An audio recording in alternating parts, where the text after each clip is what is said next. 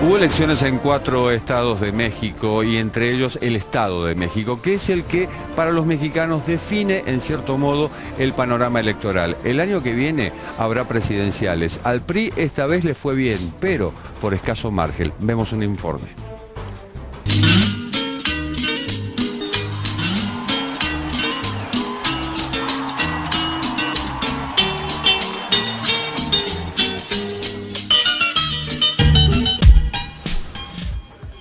En un test previo a las elecciones presidenciales de 2018, los mexicanos acudieron a las urnas el pasado 4 de junio para elegir al gobernador del Estado de México y otros distritos. México tiene un alto peso electoral, ya que concentra un 13% del padrón nacional. Nuevamente, el histórico bastión del PRI fue fiel a su tradición, aunque esta vez por poco. El candidato del oficialista Partido Revolucionario Institucional, Alfredo del Mazo, ganó con el 33,7% de los votos sobre el 30,8% del izquierdista Movimiento Generación Nacional, Morena, que postuló a Delfina Gómez. En tercer lugar, aparece Juan Cepeda del también izquierdista Partido de la Revolución Democrática con 17,8% y cuarta quedó la aspirante del conservador Partido Acción Nacional, la ex candidata presidencial Josefina Vázquez Mota, quien logró el 11,3% con una baja participación, apenas el 52% del padrón. Este reñido escenario podría repetirse en las próximas presidenciales. En números absolutos, Del Mazo, hijo y nieto de exgobernadores y primo del presidente Enrique Peña Nieto, cosechó 1,9 millones de votos con una diferencia a su favor de solo 167,000 sufragios.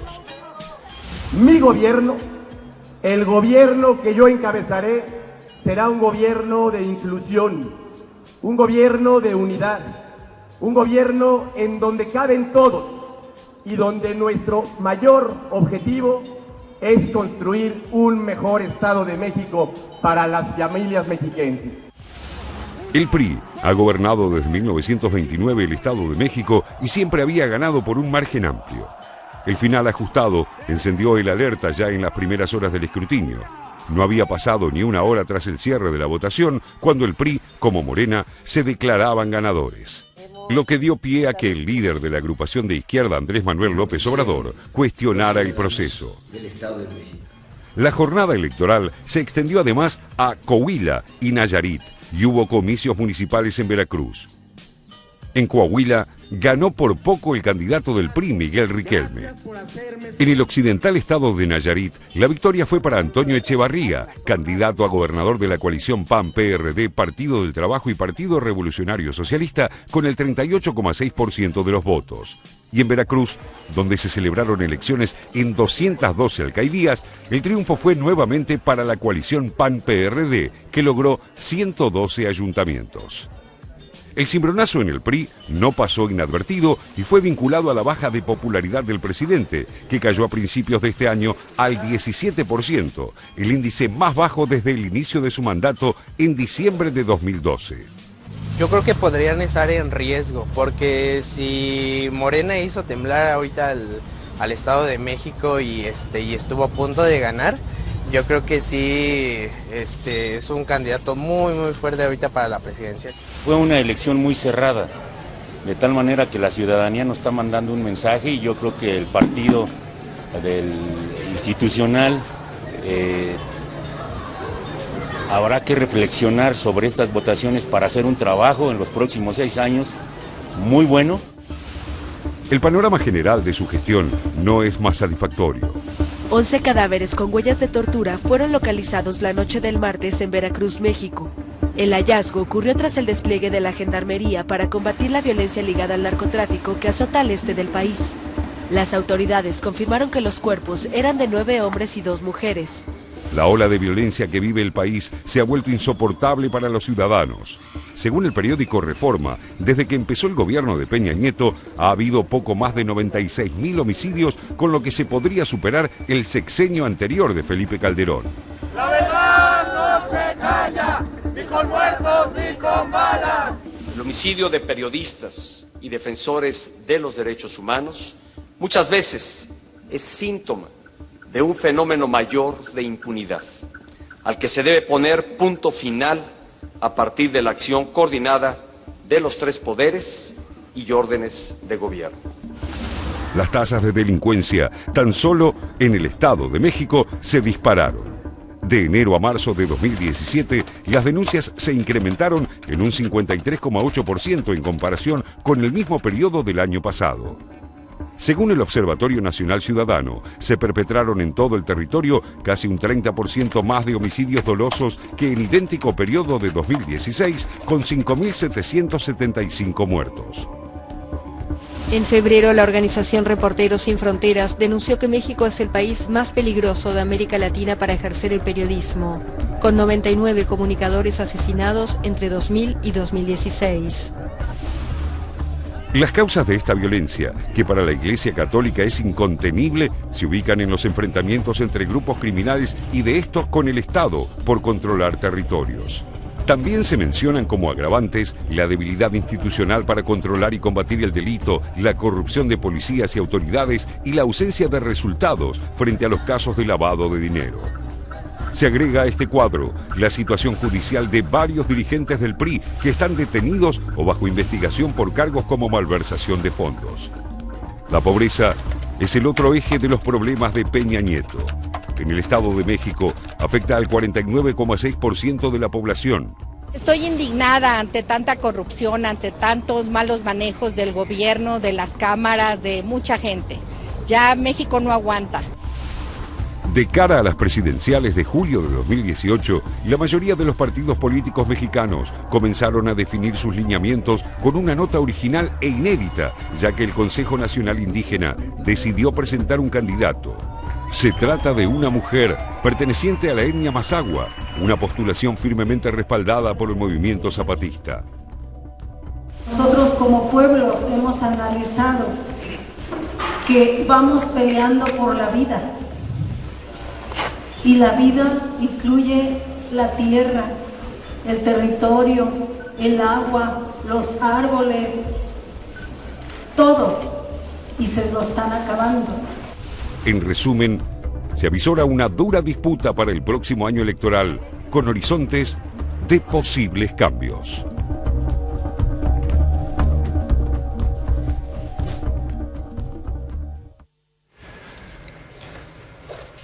Alfredo del Mazo es el gobernador electo del Estado de México al cual también pertenece el presidente Enrique Peña Nieto, nació allí de hecho, y Alfredo del Mazo es primo de Peña Nieto. Estamos hablando del PRI. El PRI gobernó México desde 1929 hasta el año 2000, 71 años en forma ininterrumpida. De hecho, recibió en aquellos tiempos el mote de prinosaurio. ¿Por qué? Porque cada presidente después del sexenio nombraba a dedo a su sucesor.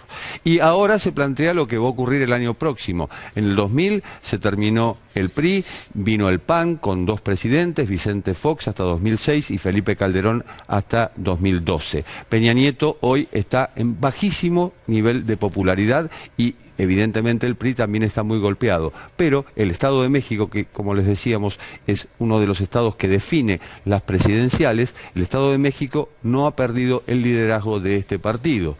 Y hay varios retos, uno de ellos, Raúl, el económico. Sin duda, y en esto, Jorge, a mí me da la sensación de que por los cuestionamientos que uno lee que existe en México, una crisis también que es una crisis prolongada, el problema de la pobreza que veíamos que es un número altísimo e inclusive con bastantes sospechas si ese número todavía no está reflejando parte de la pobreza y no toda, los desafíos que implicó la llegada de Donald Trump con todo lo que dijo Donald Trump de México, y sin embargo no hay respuesta suficientemente satisfactoria. Te decía, me da la sensación de que hay como un agotamiento con respecto a los partidos tradicionales, pero no aparece claramente cuál es la alternativa que se está presentando.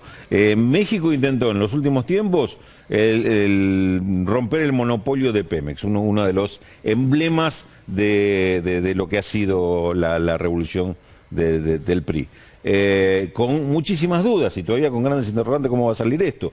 Uno podría discutir mucho si es bueno o malo romper ese monopolio, lo que no cabe duda que ese cambio hay que hacerlo con un fuerte liderazgo, si no tenés pocas chances de que te salga bien. Peña Nieto está embarcado en eso, con muchísimas dificultades. Sí, e indudablemente, esto que estamos viendo en estos resultados del domingo pasado, la debilidad que tiene el gobierno de Peña Nieto, del propio PRI, es un interrogante más que se abre. ¿López Obrador es la alternativa?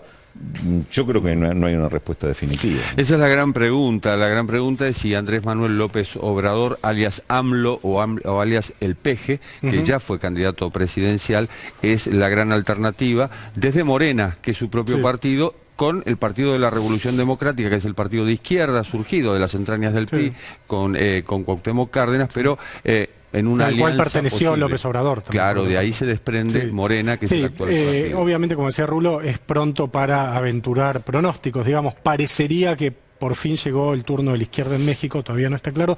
De todos modos, me parece que lo que revela la elección de ayer, más allá de que el PRI finalmente haya ganado el Estado de México, es que en México se está normalizando una democracia, digamos. Vos decías bien, Jorge, desde el 29 hasta el 2000 gobernó el PRI, que es el partido heredero de la Revolución Mexicana, partido fundado por Plutarco Elías Calles en los años 30 de México. Gobernó no solo México a nivel nacional, sino todos los estados, hasta que estaba buscando recién. En el 89, por primera vez, el PRI perdió la gobernación de un estado que fue Baja California, después perdió el Senado, después diputados y después en el 2000 con Fox la presidencia. Esto es lo que estamos viendo, una especie de agrietamiento de esta hegemonía total que tenía el PRI a nivel nacional, territorial y legislativo durante casi 70 años y que ahora se está, desde hace, digamos, un par de décadas, se está poniendo en cuestión. Entonces hay veces que gana uno y veces que gana otro. Parecería que esta vez, después de 2 turnos del partido de la derecha, que también es un desprendimiento del PRI, porque básicamente todo en México es un desprendimiento del PRI, por decirlo de algún modo, digamos, ¿no? Parecería que esta vez llegó el turno de la izquierda. De todos modos, falta todavía un año y pico y es pronto para decirlo. La pregunta de Natalia es: ¿qué es izquierda? No, México tiene una tradición de izquierda. El PRD es un partido de izquierda. Y uno podría decir AMLO es un candidato de centro izquierda, pero tiene como una, entre comillas, maldición. La maldición de que nunca pudo llegar a esas elecciones que se presentaban y en las que siempre desde Tabasco, su natal estado, se presentó, denunció reiteradamente fraude cuando no lo dejaba o cuando consideraba que había irregularidades en las elecciones, que ahora en esta oportunidad, por ejemplo, no van a declarar. Han considerado en el Tribunal Electoral que hay imperfecciones, no hubo algunas fallas, pero no van a declarar fraude, con lo cual se van a considerar válidas estas elecciones. Pero López Obrador, que uno podría decir está a la izquierda, no tanto como Cuauhtémoc Cárdenas, hoy día fue 2 veces candidato a presidente y no llegó. En las dos oportunidades denunció fraude. Es complicado y el PRI, que es una manera de vivir ya en México, conocemos en la Argentina también desde el peronismo la manera de vivir, una cultura y demás, también es una máquina muy fuerte electoral y de ganar elecciones, porque además es súper ordenada y lo comparan incluso con el chavismo, con el sandinismo e incluso con el peronismo. Los votantes están sumamente organizados. En esta elección se organizaban en lo que se llama las casas D. A las 5 de la mañana, después a las 7, desayuno y a buscar 10 votantes por cada uno. Con eso, cuando las elecciones hay que pelearlas mucho, sirve mucho para arañar los votos que hacen falta para ganar. Cuauhtémoc Cárdenas es hijo de Lázaro Cárdenas, de hecho se crió en Los Pinos, es decir, de un presidente que fue el que nacionalizó los ferrocarriles.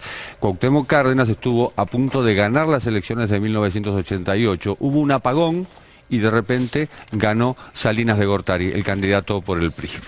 Pausa, volvemos.